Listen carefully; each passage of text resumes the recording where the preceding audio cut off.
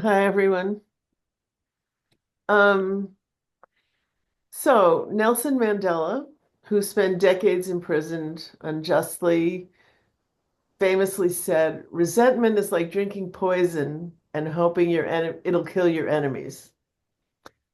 He forgave his captors. He went on to lead the country of South Africa and, as you know, was hailed all over the world.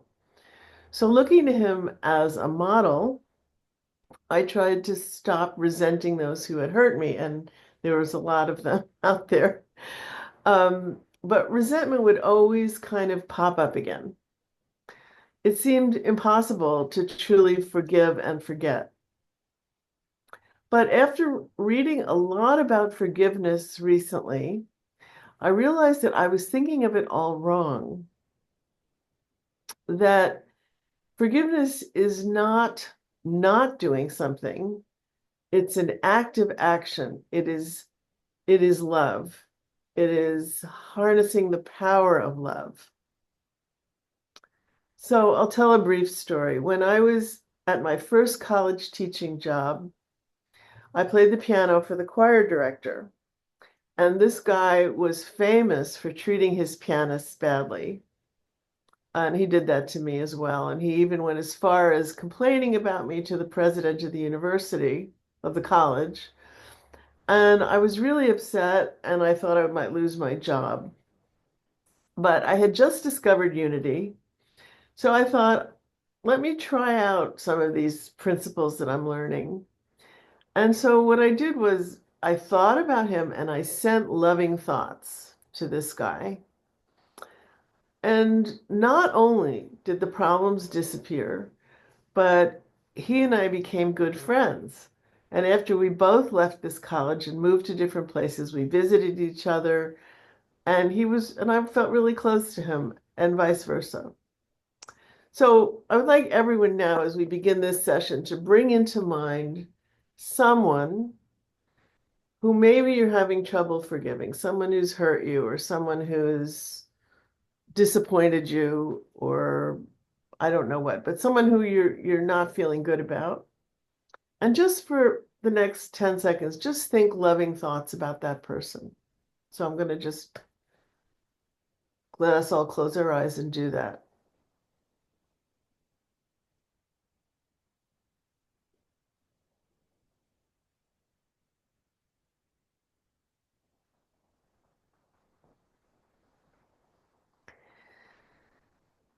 And thank you. Um, and what's happening here is not just that the relationship will change, but your identity and perhaps even the identity of the other person can just shift a little bit. Um, if you develop your true loving nature, as the Buddhist texts say, quote, your dreams become sweeter. You waken more easily. Men and women will love you. Angels and devils will love you. If you lose things, they will be returned. Animals will sense this and love you. Elephants will bow as you go by. I love that. And I'm going to tell one last brief story about a mother whose son was brutally murdered, and she eventually came to adopt the young man who had killed her son. She described her thinking to this young man. She said, I wanted to kill you, and I didn't want a boy who could kill in cold blood like that to continue to exist in the world. So I set about visiting you, bringing you presents, bringing you things, and taking care of you. And now I let you come into my house and I got you a job and a place to live. I set about changing you, and you're not the same person anymore. In effect, I did kill that other person. So now I'm going to turn this over to our two volunteers, John and Chris. I don't know whoever wants to go first. And let's hear your stories about forgiveness. Molly, Christine, would you like to go, or it's up to you?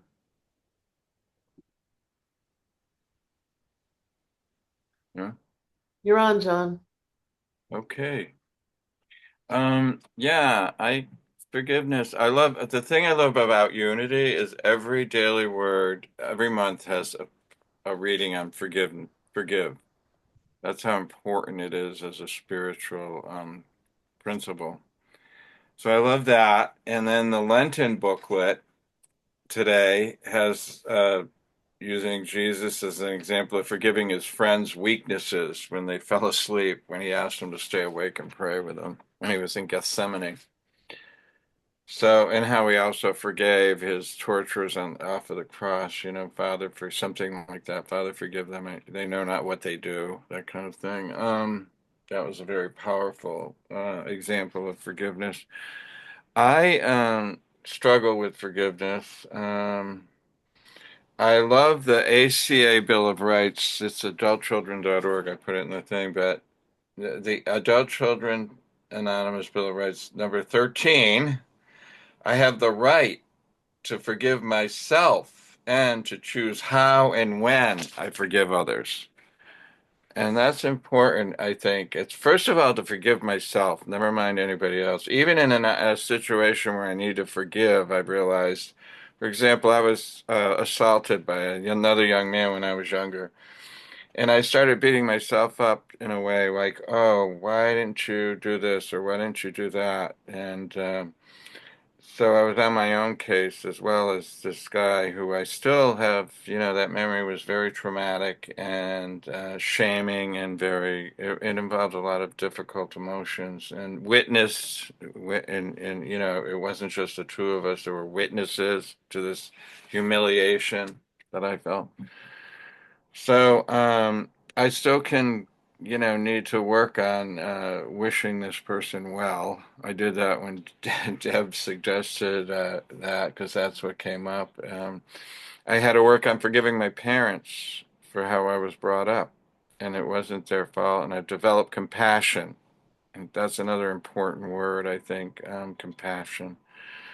So, and again, I have to have compassion for myself first, and then maybe I can have compassion for people I need to have compassion for, whether it's my parents or whoever, this guy that, assaulted me.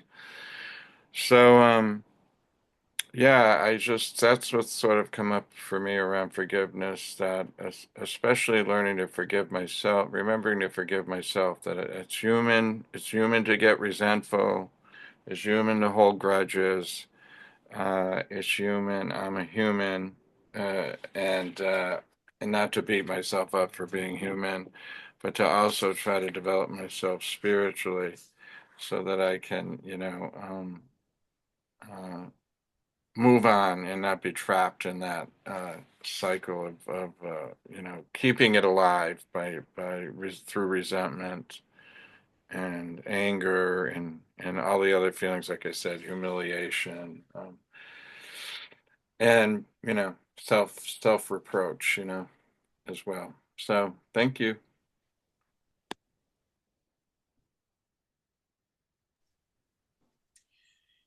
It's hard coming in at last.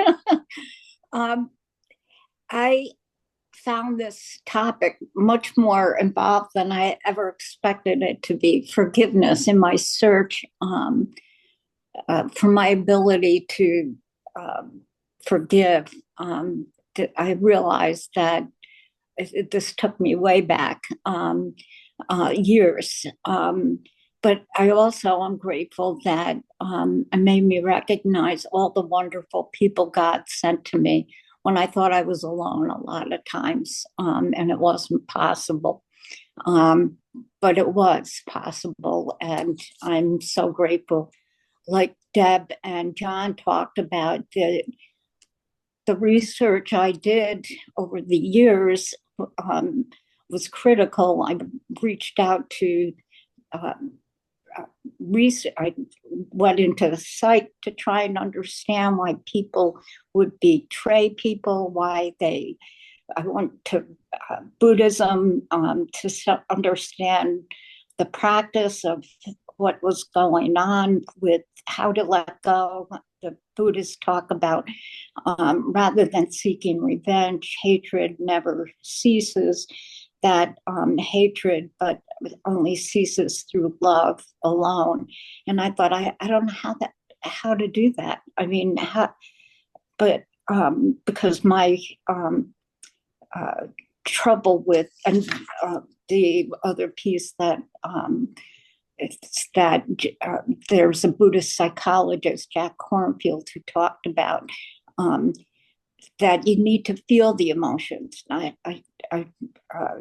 let them happen, to grieve over your experience them, the fears, the loss, the confusion, and all the stages, but then let them go. And they just kept coming back and back. And then I joined Unity, and um, I feel like something amazing happened. I mean, it really taught me how to let those feelings go. It taught me that um, my essence really is the, uh, you know, part of God. And I'm still struggling with that one, but it's getting better and clearer. And my forgiveness challenge was that my ex-husband, my relationship with him was 22 years when we decided um, uh, we had gotten pregnant. And he told me that he couldn't stay with me any longer, that I was three months pregnant. We had decided to have a baby, and I was just like, whoa.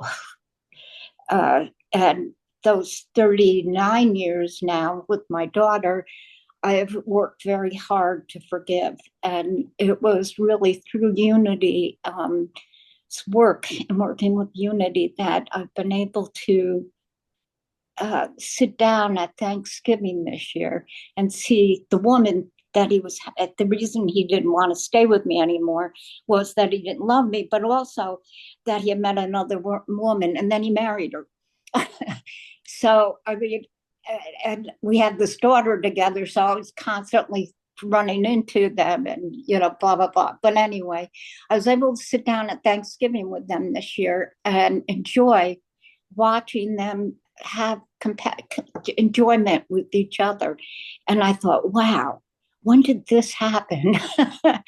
And I realized that it's only through, and I felt a release of a lot of pain and anger that I'd been carrying on for so long. And that kept me apart from other people, humans, the vast number of wonderful human beings, because I was afraid of getting hurt again. And so I want to thank you all as well for the helping me get there. It's a process still, but I'm a lot closer than I was 35 years ago. I'm just slow. Thank you.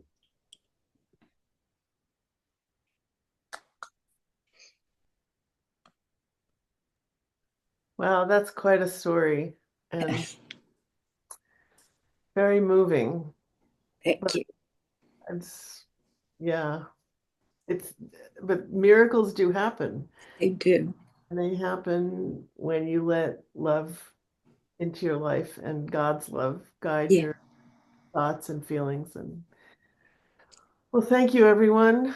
This has been an amazing journey, just working on this for a week or so. And if anyone else wants to share a story about forgiveness, we can just open the floor and let that happen. Well, I was thinking about this topic a lot too, since you guys were. And like the Daily Word, of Course in Miracles always seems to come up with it regularly too. So I went through another cycle of that and the forgiveness lessons. And like for years, I was talking about my sister, right? And it's like, well, what else have I got to lay down about that? And I think I'm finally done. And I had a great conversation with her, like the best one in years. So hallelujah, miracles do happen. But then one clearing up one thing often seems to lead to another one that was behind it, right? So I discovered this other weird thing I do, which is that I get really upset with people when they don't take care of themselves. And I can feel like angry with people when they have diseases that they need to do something about and take care of. So that's my next forgiveness area. But I think what really helped me finally notice and move on so that there's no charge with my sister or with my younger brother was I really got that people are trying to do the best they can, and if I just love them the way they are and go, right, well, they think they're doing the right thing. I don't get it, but they think they are. They think they're doing what needs to be done. So, okay, just hands off it. So that helped me a lot. Okay. Thank you, Mayim.